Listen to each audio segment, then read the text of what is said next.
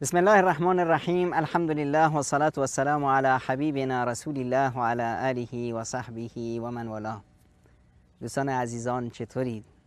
با عبادتاتون چطورید؟ با راز نیازتون، با خداتون، با قرآن چطورین؟ آشتی کردین با قرآن؟ با عبادت شروع کردین به پاک کردن قلب و دلهاتون، عروج روحتون به سوی معبود یکتا؟ قبل از این از قصه حضرت آدم گفتیم، اشاره کردیم، وقت اجازه نداد که تفصیل بریم و قصه قابیل گفتیم و امروز میخوایم از قصه پدر دوم بشریت بگیم. پدر دوم بشریت کیه؟ حضرت نوح علیه السلام و علی نبینا الصلاة و السلام و علی جمیع الانبیاء الصلاة و السلام. حضرت نوح علیه السلام بعد از حضرت آدم اولین رسولی است که خداوند متعال به سوی بشریت فرستاد. بین آدم علیه السلام و نوح میگن که 10 قرن گذشت. حالا این قرن به چه معناست؟ قاعدتاً قرن اون 100 سالی که ما میگیم نیست، چون که مسائل تاریخی که نشون میده بیش از این رو اشاره داره. به هر حال در این فاصله بشریت فقط خدا را میپرستید. بشریت در ایمان و وحدت به پرستش خداوند متعال مشکل نداشت. در علمای بسیاری اومدند و شخصیت‌های بسیار و متقیان و پرهیزگاران بسیاری ظهور کردند در این به سالها و مردم ازشون استفاده کردن، مردم را دعوت کردن به سوی اصلاح ساختن خود و عروج خود به سوی سعادت و خوشبختی. از جمله افرادی که خیلی در این سالها مشهور شدند و شخصیت‌های بسیار برجسته‌ای بودند، شخصیت‌هایی هستند که قرآن از اونها خبر میده. ود و سواع و یغوث و یعوق و نصر، این 5 تا عالم برجسته شخصیت‌های بسیار خوبی بودند. مردم خیلی دوستشون داشتن. وقتی اینا وفات کردن، خب مردم خوب ناراحت شدن. شیطان اومد گفت که آقا اینا که وفات کردن، اینها که این شخصیتی بودن، نباید اینا رو از یاد برد. خب چی کار کنیم؟ گفت مثلا بیاییم عکسی از اینا درست کنیم، همین عکس رو میبینید یادشون میفتید، میگید چه آدمای خوب بودن. این باعث میشه که شما هم تشویق بشید و بیشتر عمل خیر انجام بدید. میبینید شیطان پله پله انسان رو گول میزنه. گفت شما بیاید این عکس رو درست کنید تا بیاد اینا بیفتین، مثل اینا خدا رو عبادت کنید، مثل اینا آدمای خوبی باشید. بعضیا گول خوردن، گفتن به حال راست میگه. اومدن عکسی از اینا درست کردن، از هر یکی عکسی درست کردن. بعد از مدتی شیطان اومد گفت که آقا این عکس چه فایده داره؟ این که خوب اون شخصیت رو تمثیل نمیکنه. چه کار کنیم؟ با یه شکلکی درست کنیم مثل همون باشه تقریبا، که بیاد اون بیفتیم، بیاد پارساییش بیفتیم، بیاد به خوبیش بیفتیم، میریم اونجا اونا که یاد میفتیم دعا میکنیم که خدایا بار الهو ببین این چه آدم خوبی بود، ما هم میخوایم مثل این باشیم، خدایا با ما توفیق بده که مثل این بشیم. گفتن خیلی چیز خوبیه. اومدن یک مجسمه از هر یکی درست کردن و این مجسمه رو عبادت نمیکردن، اومدن فقط اینجا دعا میکردن که ما هم مثل این باشیم. بعد از مدتی این جیل رفت، این نسل رفت، بچه‌ها اومدن، بچه‌ها گفتن که پدران ما می اومدن اینجا دعا میکردن. بچه‌ها شروع کردن از اینها که خدایا شما چون که اینها رو دوست داری، مثل اینها آدمای خوبی بودن، به محبت و عشق به اینها ما شما رو قسم میدیم که به ما ببخشید. همین کارایی که مرخی از جاهلای ما با قبرا میکنن، همین پله ها رو شیطان اونجا برد. ببینید اینایی که الان میرن قبر پرستی میکنن، اینایی که میرن پیش مزار فلان و روضه فلان و نمیدونم قبر فلان امام و امامزاده و فلان، قصه چیه؟ همینه. شیطان اومد بهشون گفت بابا این امامی بود، شخصیتی بود، اهل بیت بود، فلان بود. چه کار کنیم؟ قبرش حداقل معلوم بشه که کیه، که وقتی آدم بیاد دعایی بکنه بدونه که قبر فلان کسه. گفتن والله قبرش رو مشخص کردن. بعد از مدتی آقا این چه خجالت بکشید از خودتون، این قبر امامزاده از قبر فلان، مثل قبر عادی باشه. خب چیکار کنیم شیطان جون؟ هیچی، یک شکل و شمایلی بهش بدید. همینطور الان میبینیم که اون امامی که در تمام زندگیش با قصر و با قصر نشینان در ستیز بود، الان قبرش یه قصری شده که اون پادشاهان اون زمان اصلا در خواب و خیال نمیدیدن. یعنی شما تصور میکنین اصلا یزید مثلا قصری داشت مثل بارگاه امروز امام حسین مثلا؟ اصلا تو خوابش دیده بود همچین چیزی رو؟ الان اگر امام حسین از قبرش بیاد بیرون، امام رضا از قبرش بیاد بیرون، چه کار میکنه؟ با کی میجنگه؟ با اونایی که اومدن سر قبرش راز و نیاز میکنن؟ طبیعیه دیگه. این کسی که شما میگید که به اصطلاح مصدر پرهیزگاری و صلاح بود، الان اومد شده اینطوری. قبرش شما رو به دنیا میچسبونه، نه به خدا. اگه قرار بود همچین قبرهایی باشه، امروز تو دنیا جایی برای رفتن من و شما نبود آقا. همه جا قبر پیامبر و قبر صالح و قبر امام. صحابه پیامبر چقدر بودن، دوستای پیامبر چقدر بودن.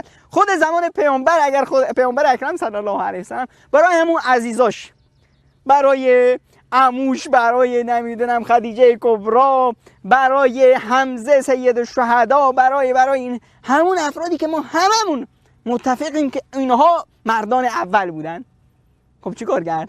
اگه واسه هر کدومشون گنبد و بارگاه و قبر و مجسمه‌ای درست میکرد، الان دیگه مکه و مدینه همش شده بود مجسمه خانه. اینطوری شیطان اومد اینا رو گول زد. بعد اینها بت‌ها رو درست کردن، مردم بچه‌هاشون بعدها اومدن این بت‌ها رو پرستش کردن و شدن بت پرست. اینجا خداوند متعال یک پیامبری رو از بین همین مردم برانگیخت که اون نوح علیه السلام بود. نوح اومد و این مردم رو شروع کرد به دعوت دادن به سوی خدا، به سوی توحید. ترکیز دعوت پیامبران، هر پیامبری رو خدا فرستاد هدفش دعوت به سوی توحید بود. همه پیامبران یه دین داشتن و اون هم دین اسلام. هیچ پیامبری ما الان در تاریخ بشریت اگر قرار بود هر پیامبری بیاد واسه خودش یه دعوتی بیاره، یه دینی بیاره، همونطور که امروز ما مسیحی و یهودی داریم، سلیمانی و نوحی و ابراهیمی و موسوی و فلان و فلان و فلان می داشتیم. یعنی امروز ما بیش از 124 تا دین می داشتیم، دین آسمونی. اما نه، همه یه دعوت داشتن، همه دعوتشون اسلام بود و توحید خداوند متعال. این کسایی که دینها رو نام گذاشتن، مثلا میگفتن الان مسیحیه یا یهودیه یا فلانه کلیمیه، اینها خودشون بعدها مذهب تراشان، افرادی که از راه دین میخورند، به نام دین میخورند، اینا اومدن یک همچین بازاری واسه خودشون درست کردن و همچین به اصطلاح بده بشنگی به راه انداختن. حقیقت اینه که همه دینها یکی بوده. خداوند ما ارسل رسولا، هیچ پیامبری رو نفرستاد مگر این که بگه که ان اعبدوا الله وحده، تنها عبادت خداوند متعال بکنید. نوح هم اومد علیه السلام اومد و به بیرمانش میگفت که اطیعونی، به اطاعت من کنید، فرمان برداری من کنید به عنوان یک نبی و تقوای الهی پیشه گیرید، از خدا بترسید، خدا رو عبادت کنید. ان اعبدوا الله وحده، تنها خدای یکتا رو عبادت کنید. اومد نوح مردم رو به سوی اسلام، به سوی یکتا پرستی دعوت میکرد و از این بت پرستی اونها رو دور میکرد. حالا مردم چیکار کردن؟ دعوت نوح رو پذیرفتن یا نه؟ یه میون برنامه ببینیم و برگردیم و با نوح در مسیر دعوتش همراه میشیم. با عرض سلام مجدد، داشتیم با حضرت نوح علیه السلام در دعوتش همراه می شدیم. پیامبر خدا نوح علیه السلام اومدن مردم رو دعوت می کردن، قومش رو از بت پرستی و از عبادت غیر خدا می آوردن به طرف عبادت خدا. حضرت نوح در راه دعوت قومش شیوه های مختلفی رو انتخاب کردند. شبان و روز همیشه در فکر دعوت قومش بودند. ما باید از حضرت نوح یاد بگیریم که چطور پشتکار داشته باشیم و چطور صبر کنیم در راه رساندن دعوت. مگه نه شیطان چقدر صبر کرد تا تونست مردم را از عبادت خداوند واحد یکتا بیاره به عبادت به اصطلاح بت‌هایی که به اسم امامان و به اسم شخصیت‌های بسیار برجسته و مؤمنان والا ساخته شده بود، سواع و یغوث و یعوق و نصر و اینها. شیطان هم پشتکار داشت، صبر داشت، همت داشت تا مردم رو تونست گمراه کنه. الان ما نباید حداقل همتمون از شیطان لعنتی کمتر باشه. ما حق داریم ترویج میدیم. شیطان در باطلش اینقدر مردونگی نشون داد، ما نباید حقمون مردونگی داشته باشیم. حضرت نوح علیه السلام اومد، یکی از شیوه هایی که کارش میکرد دلسوزی داشت، لطف و مهربانی داشت به قومش. دعوتگر باید مثل حضرت نوح لطف و مهر داشته باشه به قومش، مغرور نباشه من بهشتی هم مردم برم به جهنم به درک. بعضی از دعوتگرها همینطورن، یه غروری دارن انگار که بهشت مال باباشونه، همه رو انداختن بیرون مال خودشون. نه بابا، اینجوری نیست. مثل حضرت نوح دلت باید برای این ملت بسوزه. حضرت نوح علیه السلام می اومد پیش قومش، اذ قال لهم اخوهم نوح الا تتقون. قرآن این رو تصویر میکنه که برادرشون نوح می اومد به مردم میگه آهای مردم، مگه از خدا نمیترسید؟ از خدا بترسید عزیزان من. پیشو دعوتشون میکرد. قرآن نوح رو میگه برادر اونها، دلسوزی داشت، برادری داشت. همونطور که من و شما دلمون واسه برادرمون میسوزه، نوح اینجوری دلش واسه ملتش میسوخت. یک دعوتگر باید برای قومش برادروار باشه، لطف داشته باشه. فقال یا قوم اعبدوا الله ما لكم من اله غیره. ای قوم من، ای دوستای من، ای عزیزای من، عبادت خدا رو بکنید. شما خدای غیر از خدا که ندارید، پس بیایید با خدا باشید. نوح با ملت شفقت و مهربانی داشت. یه دعوتگر باید شفیق و مهربان باشه. خداوند وقتی نوح رو معرفی میکنه میفرمایند انا ارسلنا نوحا الى قومه ان انذر قومک. انا ارسلنا نوحا الى قومه ان انذر قومک. ما نوح رو فرستادیم به سوی قومش که این نوح قومت رو انذار بده، تذکر بده، اینا رو بترسون، بیم بده از حالی که درش هستن. این حالی که اینا دوش هستن اینا رو بدبخت میکنه، نیگون بخت میکنه. این نوح برو پیش این مردم و اینها رو از عذاب الهی نجات بده. من قبل ان یأتیهم عذاب علیم، قبل از اینکه عذاب بد و سختی به اینها بیاد برسه، اینها رو بیار و به طرف دین بکش. خب قوم چیکار کردن؟ انا لنراک فی ضلال مبین. این قوم مغرور، ما میبینیم که آقا نوح تو گمراه شدی. خب باطل اینجوری غرور داره، تکبر داره، میخواد طرف خوردش کنه. اما نوح نه، سنگبر نداشت تو دهنشون بزنه. نه، نوح گفت که بهشون قال یا قوم، ای قوم من، ای عزیزان من، لیس بی ضلال، من گمراه نیستم، من چیز زیادی از شما نمیخوام، ولکنی رسول من رب العالمین، من فرستاده پروردگار یکتام. ابلغکم رسالات ربی، پیام خدا رو به شما میرسونم. و انصح لکم، و شما رو راهنمایی میکنم. من دوستدار شما، قلبم واسه شما میسوزه، دلم برای شما میسوزه. و اعلم من الله ما لا تعلمون، من چیزایی رو خداوند به من یاد داده که شما نمیدونید، اومدم اینا رو به شما برسونم. من که از شما چیزی نمیخوام. لا اريد منکم مالا، من از شما مال مقابل این کاری که میکنم از شما حقوق نمیخوام، کاری نمیخوام، مالی نمیخوام. من محبت شما رو میخوام، من آینده شما، خوشبختی شما رو میخوام. یه دعوتگر باید این روح رو داشته باشه. خب و هیچ وقت هم از دست بردار نمیشد، خسته هم نمیشد. در هر حالتی، در هر کیفیتی، همیشه در فکر چی بود؟ در فکر اینی که ملتش رو دعوت بده، ملتش رو از باطل بیاره به سوی حق. انی دعوت قومی لیلا و نهارا، ای خدایا من شبانه روز اینها رو دعوت میکردم. لیلا و نهارا، اینا رو جهارا دعوت کردم، سرا دعوت کردم، در هر حالتی تنهایی بودن میگرفتن دعوتشون میکردم، با هم بودن تو مجلس بودن میومدم با اینا داد میزدم، روشون میگفتم که آقا از خدا بترسی. این بت بدبخت چی کار میتونه بکنه؟ این قبر چی از دستش برمیاد که شما اومدید پیش این قبر؟ رابطت با خدا یکتا باشه. خدا که از رگ گردن به تو نزدیکتره، خدا که همه چیز تو رو میشنوه. چرا رابطه با خدا مستقیم نمی کنی؟ چرا میایی میان راه کسی رو صد راه خودت قرار میدی؟ بابا خدا تو رو آفریده، خدا تو رو دوست داره. اگه تو رو دوست نمی داشت، تو رو نمیخواست، تو رو نمی آفرید. کسی مجبورش نکرد تو رو خلق کنه. حالا که خلق کرده چرا با خودش رابطه نداری؟ خالقت، آفریدگارت. خب می اومد با این اسلوب زیبا اونها رو تشویقشون میکرد به آموختن، تشویقشون میکرد به دوری از گناهان و رفتن به سوی پاکی.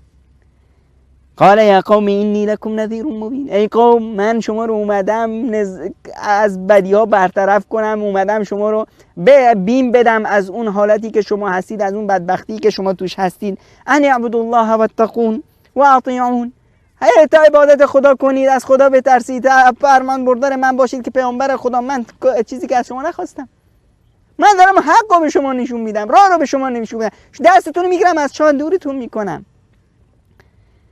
یغفر لکم، اگه این کارو کردید چیکار میشه؟ یغفر لکم من ذنوبکم و یؤخرکم الی اجل مسمی، شما رو میبخشه، خداوند از گناهاتون در میگذره. و ان اجل الله اذا جاء لا یؤخر، هی مردم بدونید وقتی که مرگ بیاد، مرگ تأخیر پذیر نیست، مرگ عقب نمیفته، همین که مرگت اومد، اجلت اومد، میمیری. خودتو واسه اون لحظه آماده کن.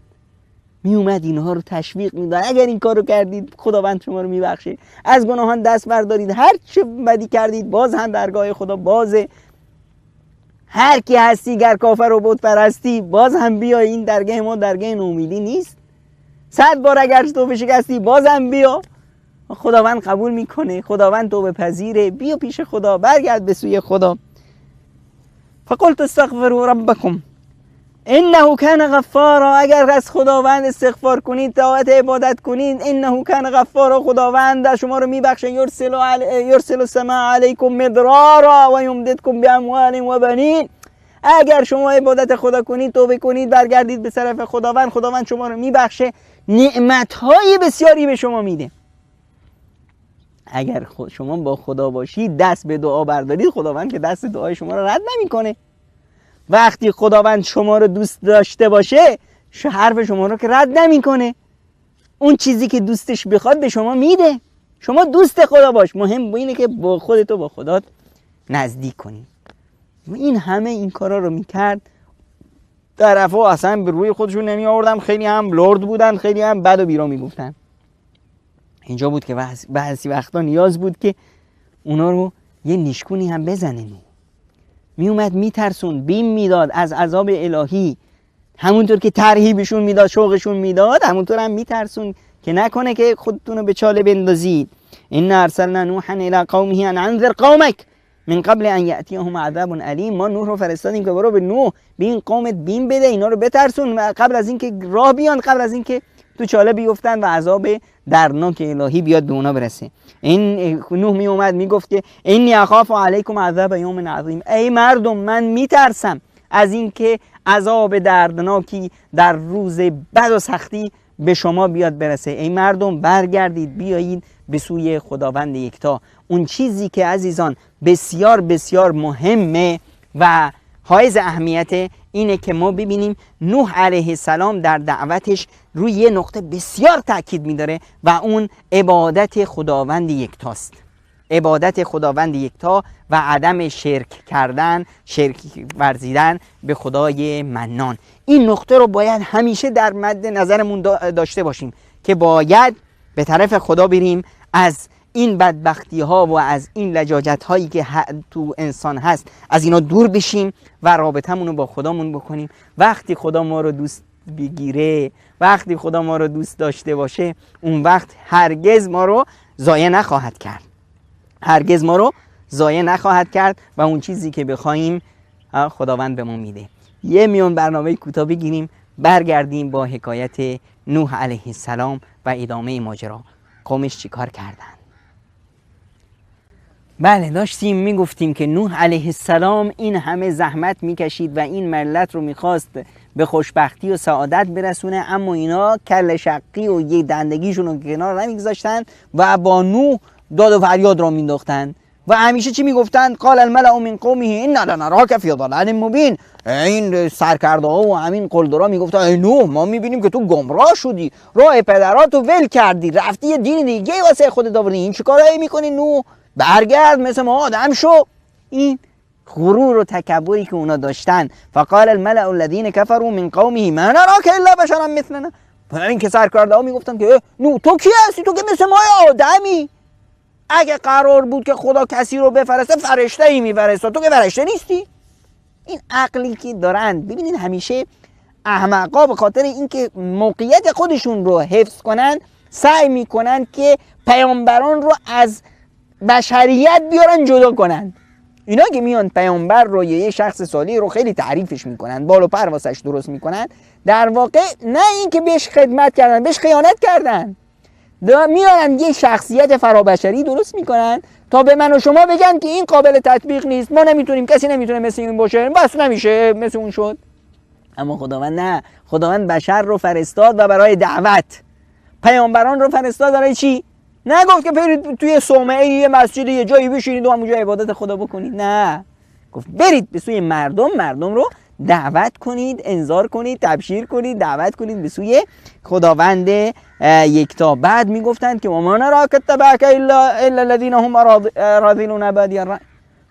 کی یک دنبال تو راه افتاده نو؟ این آدمای خس و خاشاک، آدمای که هیچی ندارن، فقیر فقرا دنبال تو راه افتادن، باورنا.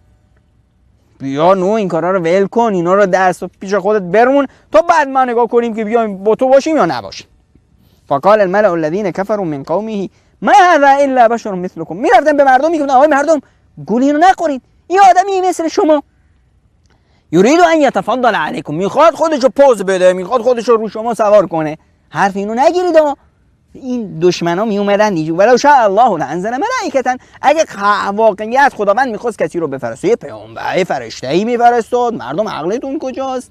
و به این صورت سعی میکردن که مردم رو از نوح جدا کنن. ما سمعنا بهذا فی آبائنا الاولین. پدران ما مگه احمق بودن؟ این چیزا رو بلد نبودن؟ خب چرا اونا این حرفا رو ما نشنیدیم کسی بگه که من پیامبرم؟ ما نشنیدیم که کسی بیاد همچین حرفایی بزنه. تازه اینایی که ما عبادتشو میکنیم اینا کیان؟ اینا افراد صالح و نیکوکار و امام و نمیدونم فلان بودن. بدین صورت با نوح در افتاده بودن. و قالوا انؤمن لك واتبعك الارذلون. ما بیایم ایمان بیاریم به تو و این پاوران‌ها دنبال تو راه افتادن؟ هرگز امکان نداره، ما میخوایم با اینا یه جا باشیم. و نوح می اومد با اینا با همون شیوهایی که گفتیم اینا رو دعوت میکرد، با سنگ نمیزدشون. با این وجود لجاجت میکردن، نوح رو اینجوری اذیتش میکردن. بعد می اومدن خیلی هم ادعا داشتن، می اومدن میگفتن قالوا یا نوح قد جادلتنا. نوح چقدر با ما دردسر درست میکنی، چقدر با ما ور میری یا نوح، فاکثرت جدالنا، با ما جدال میکنی. خودشون بودن که این لجاجت رو میکردن، جدال میکردن، با نوح در میافتادن. بعد میگفتن چرا ما رو اینقدر اذیت میکنی؟ خب چیه؟ فأتنا بما تعدنا ان كنت من الصادقین. اگه راست میگی اون عذابی که میگی، اون خدایی که عذاب میده بهش بگو ما رو عذاب بده. به این درجه رسیده بودن، درجه نهایت حماقت که میخوان با خدا در افتن. و اینجا بود که خداوند متعال بعد از 950 سال مردونگی نوح علیه السلام، خداوند به نوح پیام داد که ای نوح، اینا دیگه آدم بشو نیستن. اینجا بود که اومدن نوح رو تهدید کردن.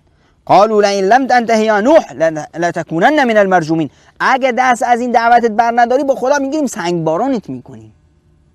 به این درجه که رسیدن دیگه خلاص، خط بطلان کشیدن بر خودشون، مردود با خط قرمز رو خودشون خط کشیدن و بالفعل حقیقتا هم مردود شدن. اینجا بود که پیامبر خدا بهشون گفت که واتل علیهم نبأ نوح اذ قال لقومه یا قوم ان كان كبر عليكم مقامي وتذكيري بآيات الله فعلى الله توكلت فاجمعوا امركم وشركاءكم ثم لا يكن امركم عليكم غمه ثم اقضوا الي ولا تنظرون. نوح در مقابل این تهدید اونا شکست نخورد، اومد گفت بابا هر کاری دلتون از دستتون برمیاد برید بکنید. من توکلم ایمانم به خداست، من از شما میترسم، من توکلم به خدا، من اومدم دست شما بدبختا رو بگیرم، از شاه بیارم و نجاتتون بدم. اون وقت شما منم تهدید میکنید، من از تهدید شما نمیترسم. و اوحی الی نوح انه لن یؤمن من قومك الا من قد آمن فلا تبتئس بما كانوا يفعلون. پیام الهی رسید که ای نوح عزیز، ناراحت نشو، خودت رو اذیت نکن. دیگه کسی از اینا ایمان بیار نیست، اینا آدم بشو نیستن. خب ناامید هم نباش. خب نوح دیگه وقتی دید که قضیه به آخر رسیده، اینا ایمان نمیارن، هر بچه‌ای که میاد پدرش میاره میگه ای پسرم این دیوونه است، ما باز نزدیک این نشی، میخورد فلان هیولاس لولو خورخوره است. خب و بچه‌هاشون رو اینجور از نوح دور میکردن. 950 سال نوح علیه السلام عبادت کرد، دعوت کرد، مردم رو به سوی حق دعوت کرد. نتیجه چی شد؟ در بیشترین روایاتی که اومده 80 نفر مسلمون شدن، در بعضی روایات اومده که 10 نفر. خب بعد از 950 سال کار، ببین چقدر آدمای کله شقی بودن. اینجا بود که نوح علیه السلام دعا کرد، از خداش خواست که خدایا اینها رو نیست و نابود کن. و قال نوح رب لا تذر على الارض من الكافرین دیارا، بار الها در روی این زمین از این کافران هیچ کسی رو نگذار، اینا رو نیست و نابودشون کن. این دعای نوح بود که آسمون ها رو شکافت و از سوی خداوند متعال استجابت اومد. استجابت اینطور بود که خداوند به نوح گفت واصنع الفلک باعیننا و وحینا ولا تخاطبنی فی الذین ظلموا انهم مغرقون. ای نوح عزیز کشتی رو درستش کن. نوح در بین کوه ها زندگی میکرد، تو خداوند بهش گفت که روی کوه یک کشتی درست کن. مردم می اومدن مسخره میکردن. آهای نوح پیامبری بس نبود که الان نجاری رو هم شروع کردیم؟ تازه کشتی رو میخوای چیکار؟ ما که گفتیم تو دیوونه ای، کشتی رو اینجا میخوای چیکار؟ اینجا آبی واسه خوردن نیست، تو میخوای کشتی رانی کنی؟ نوح چی کارا میکنی ها؟ می اومدن مسخره میکردن. و اما نوح، خب نوح هم کشتی سازی بلد نبود. خداوند جبریل رو فرستاد که به نوح میگفت که چیکار کنه. نوح یک کشتی بسیار بزرگی ساخت که در تاریخ شاید تا حالا مثلش ساخته نشده باشه. کشتی بسیار بسیار بزرگی، 3 طبقه، سقف هم داشت. خب بارون از بالا هم میاد، از پایین هم میاد، کشتی نباید غرق بشه. در بعضی روایت ها اومده که درازی کشتی 60 ذراع بود از ذراع حضرت آدم. یعنی تصور کن مثلا چقدر، 2-3 کیلومتری مثلا.